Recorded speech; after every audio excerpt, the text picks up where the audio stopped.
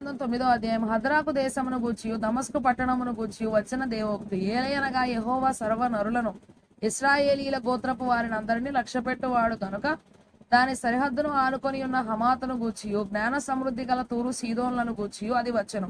తూరు పట్టణపు వారు ప్రాకారము గల కోటను కట్టుకొని ఇసుకరేణులంత విస్తారముగా వెండిని వీధులలోని కసువంత విస్తారముగా సువర్ణమును సమకూర్చుకొనిరి. యెహోవా సముద్రమందుండు దాని బలమును నాశనము చేసి దాని ఆస్తిని పరుల చేతికి అప్పగించును. అది అగ్ని చేత కాల్చబడను. అష్కెలోను దానిని చూచి జడియును. గాజా దానిని చూచి బహుగా వణకును. ఎక్రోను పట్టణము తాను నమ్ముకున్నది అవమానం నొందగా చూచి భీతి నొందును. గాజా రాజు లేకుండకపోవును. అష్కెలోను నిర్జనముగా ఉండును.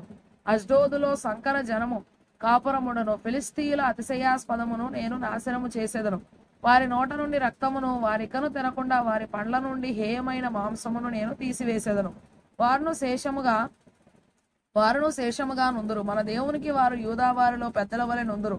ఎక్రోను వారును యెబూసీయుల వలె నుందురు. నేను కన్నులారా చూచితిని గనుక బాధించువారు ఇకను సంచరింపకుండాను తిరుగులాడు సైన్యములు నా మందిరం మీదికి రాకుండాను దానిని కాపాడుకొనుటకై నేను ఒక దండు పేటను ఏర్పరచెదను. సియోను నివాసులారా బహుగా సంతోషించుడి. యెరూషలేము నివాసులారా ఉల్లాసముగా ఉండుడి. నీ రాజు నీతిపరుడును రక్షణ గలవాడును దీనుడునై గాడిదను గాడిద పిల్లను ఎక్కి నీ యొద్దకు వచ్చుచున్నాడు. ఎఫ్రాయిములో రథములుండకుండా నేను చేసేదను. యెరూషలేములో గుర్రములు లేకుండా చేసేదను. యుద్ధపు విల్లు లేకుండా పోవును. నీ రాజు సమాధాన వార్త అన్యజనులకు తెలియజేయును. సముద్రము నుండి సముద్రము వరకు యూఫ్రటీసు నది మొదలుకొని బూది గంతము వరకు అతడు ఏలును. మరియు నీవు చేసిన నిబంధన రక్తమును బట్టి తాము పడిన నీరు లేని గోతిలో నుండి చెరపట్టబడిన నీ వారిని నేను విడిపించేదను. బంధకములలో పడియుండి నిరీక్షణ గల వారలారా మీ కోటను మరల ప్రవేశించుడి.